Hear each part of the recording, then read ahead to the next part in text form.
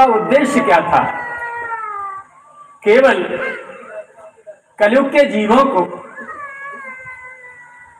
भवजाल से, अपराध से, विकारों से, स्वार्थ अहंकार से, दोष दुर्गुण बुराइयों से बाहर निकालने का एकमात्र उद्देश्य था। देखो, एक निवेदन कर दूं, हमारे इतिहास साक्षी हैं,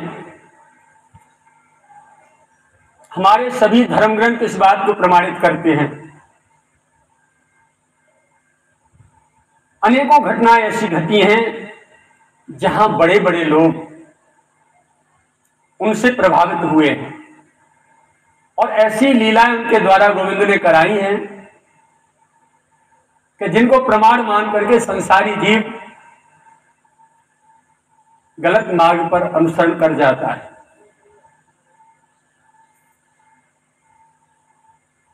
श्रीमद् भागवत में, अन्य पुराणों में, उपनिषदों में, वेदों में, अन्य धार्मिक ग्रंथों में, शठ दर्शन जितने भी हमारे शास्त्र हैं, सब में असंख्य उदाहरण भरे पड़े हैं। भगवान के मोहिनी रूप पर भगवान शंकर मोहित हुए,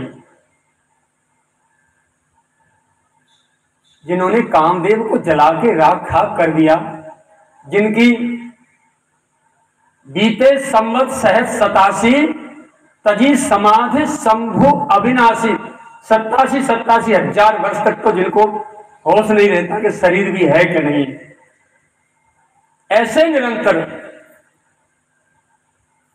श्री राम नाम के सागर में डूबे रहने वाले भगवान गोकुलेश्वर, कैलाशवासी, मां उमा महेश्वर, क्या वो कभी विकारी हो सकते हैं? ब्रह्मा जी को माता सरस्वती पर थोड़ा सा मन बहकते हुए शास्त्र बताते हैं। नारद जी को विश्व मोहिनी पर परीक्षित जी द्वारा विभांडक ऋषि के गले में मरा हुआ सर्प डालने की ये जो घटनाएं हैं, ये सारी घटनाएं हमको क्या कहती हैं, क्या सिखाती हैं? हम अहंकार ना कर बैठे कि हम विकार जयी हो गए, विकार जीत लिए हैं, बहुत अच्छे हैं, हमें कोई दोष दुर्ग है ही नहीं। नहीं, ऐसा नहीं। ये एक उदाहरण प्रस्तुत कराया भगवान ने इन बड़े बड़े विज्ञ महापुरुषों के, और साक्षात नारायण के ही प्रतिमूर्ति है इनके द्वारा। क्यों? हमको अहंकार न हो जाए कि हमने विकार जीत लिए हैं। देखने के लिए जब इतने बड़े बड़े फिसल सकते हैं तो हमारी क्या औकात है। इसलिए सावधान, हमें अहंकार न हो जाए कि हम बहुत बड़े विद्वान हैं, कि बहुत बड़े ज्ञानी हैं, कि बहुत बड़े निर्विकारी हैं, बहुत बड़े महात्मा हैं, कि संत हैं, बहुत बड़े तपस्वी हैं, कि बहुत बड़े योगी हैं। ऐसा अहंकार न हो जाए, इसके लिए ये उदाहरण प्रस्तुत कराते हैं भगवान। महाभगवान की माया दो प्रकार की है, एक का नाम है विद्या और एक का नाम है अविद्या। मानस के जहां लक्ष्मण जी ने प्रश्न किए हैं अरण्य कांड में, भगवान श्री राम जी ने उत्तर दिए हैं।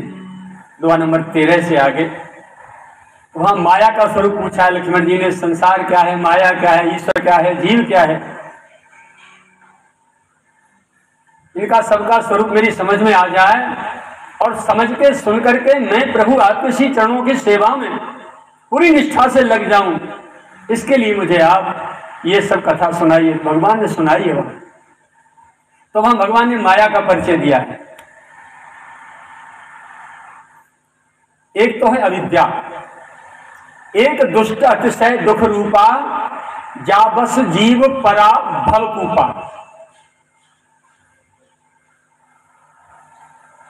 जो सारे संसार में पापियों को, दुराचारियों को रगड़ती फिरती हैं, दंडित करती फिरती हैं,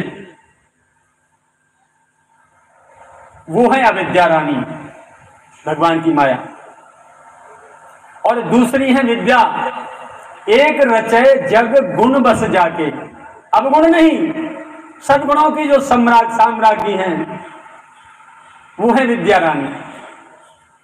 वो संत महापुरुषों से जब कोई लीला कराना चाहती हैं, कोई ऐसी घटना घटाना चाहती हैं, झट से प्रेरित करके भगवान के इशारे पर और वो रच देती हैं, जिससे हम संसारी जीवों को उदाहरण मिलते रहें।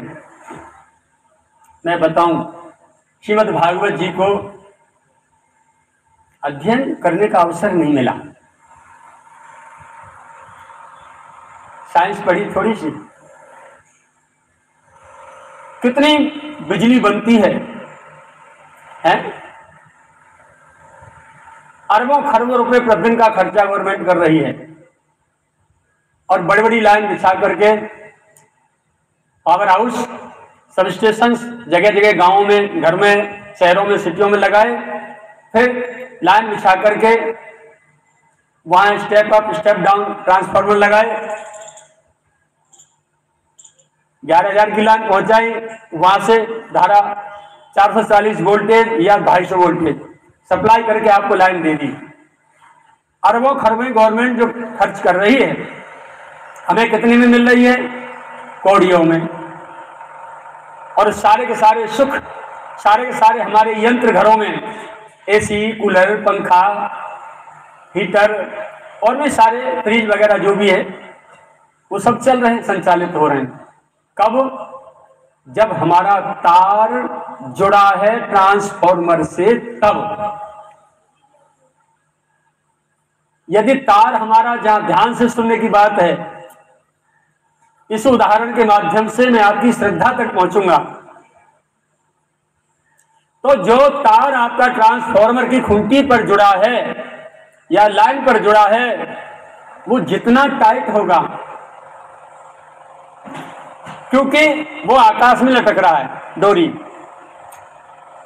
आंधी तूफान आते हैं, झंझावात आते हैं, बरसात होती हैं, यदि वो ज्वाइंट आपका लूज हुआ तो स्पार्किंग होगी और कार्बन आएगी और करंट सप्लाई बंद हो जाएगी। और तार यदि टाइट है, ज्वाइंट यदि आपका खूब मजबूती से जुड़ा है, तो कितने भी तूफान आओ, तार झूल जाएगा, लेकिन आपके ज्वाइंट पर स्पार्किंग नहीं होगी। ऐसे ही महापुरुषों की और संतों की और शास्त्रों की जो वाणी है, उनके चरणों में हमारी श्रद्धा का तार, हमारी केवल है श्रद्धा, विश्वास। इनके यदि जॉइंट हमारे जुड़े हैं टाइट, कितने भी अप्स एंड डाउन जीवन में आने उतार चढ़ाव, लेकिन हम विचलित न हो, स्पार्किंग न हो, हमारी कार्बन ना आए, मन में विकार ना आए, तो हमारी मंजिल मानवता की, उपासना की, भक्ति की, ज्ञान की, वैराग्य की और मानव शरीर मिला है गोविंद की प्राप्ति के लिए, तो गोविंद के चरणों तक पहुंचने में हमारी यात्रा को कोई बाधित नहीं कर सकता। तो मन में बात रहती थी, भगवान की ऊर्जा के, भगवान की शक्ति के ट्रांसफॉर्मर है संत और शास्त्र। संत और शास्त्र भगवान की ऊर्जा के ट्रांसफॉर्मर हैं।